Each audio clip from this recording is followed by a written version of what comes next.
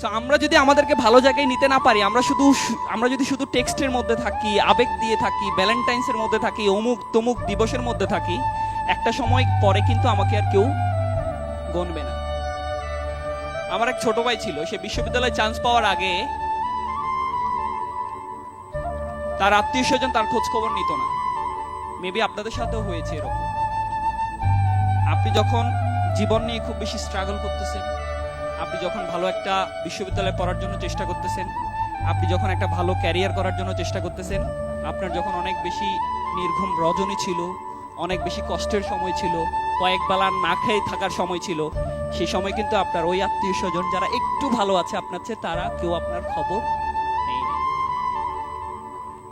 ঠিক আপনি যেদিন থেকে চাকরি পেয়ে গেছেন, আমার ছোট ভাইটা বিশ্ববিদ্যালয়ে চান্স পেয়েছিল, তাকে বলল যে বাবা বাড়ি যাওয়ার আগে আমার কাছে এক বেলা খেয়ে যাবা, কারণ তার একটা সুন্দরী মেয়ে ছিল। চিন্তা করছে এই ছেলেটা যেহেতু ভার্সিটিতে চান্স পাইছে, বের হওয়ার পরে তো সে ভালো একটা জব পাবে, সো এখনই লাইন গার্ড ঠিক করতে হবে। আমাদের সাথে কিন্তু হয়ে যায়, আমাদের সোসাইটি কিন্তু এমন, আমরা চেঞ্জ করতে পারি নাই। এই জায়গায় আপনার যত ভালো জব, আপনার যত ভালো ক্যারিয়ার, তখন দেখবেন মানুষজন আপনার আশেপাশে ঘুরঘুর করতেছে, বাট আপনার ওই কষ্টের সময় কেউ কিন্তু ছিল না। ছিল কারা জানেন? কারা জানেন? আমি 28 দিনের একটা রুমে ঢুকেছিলাম। বের হওয়ার পরে আমার টার্গেট ছিল যে কোনো মূল্যে আমি পড়াশোনা খুব কম করতাম। বের হওয়ার পরে চিন্তা করলাম যে পড়াশোনা না করলে চাকরির বাজারে আমি টিকে থাকতে পারবো না, আমি পরীক্ষা দেব, ফেল করব, চাকরি পাবো না।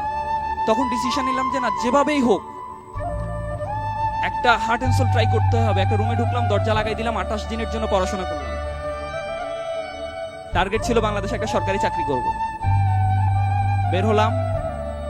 বের হওয়ার পরে আমি ওই রুমে যতদিন থাকি, আমি শুধুমাত্র আমার মায়ের সাথে কথা বলতাম, কারণ ওই কষ্টের সময়গুলোতে আমাকে সান্ত্বনা দিয়েছে কে?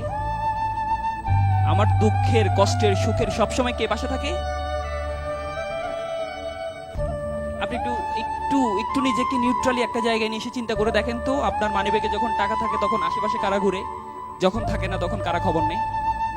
আমাদের সোসাইটিটা এরকম। আমি একটা ইন্টেনসিভ একটা প্রিপারেশন নিয়েছি, নেওয়ার পরে বাংলাদেশে যত চাকরিতে আমি ওই সময় অ্যাপ্লাই করেছি, আলহামদুলিল্লাহ সব চাকরিতে আমি টিকেছি।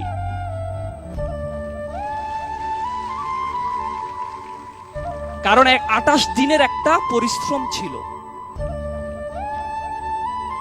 ওই 28 দিন কিন্তু আমি বের হই না। আপনারা হয়তো স্বপ্ন চিন্তা করতেছেন, না কিভাবে সম্ভব, ফেসবুক, টুইটার, মেসেঞ্জার এগুলো ছাড়া কিভাবে সম্ভব? ছিলাম কিন্তু। এরকম যারা একটু চিন্তা করে যে না, আমি আমার স্বপ্নটাকে বাস্তবায়ন করতে চাই, করতেই হবে, আপনাকে উপায় নাই।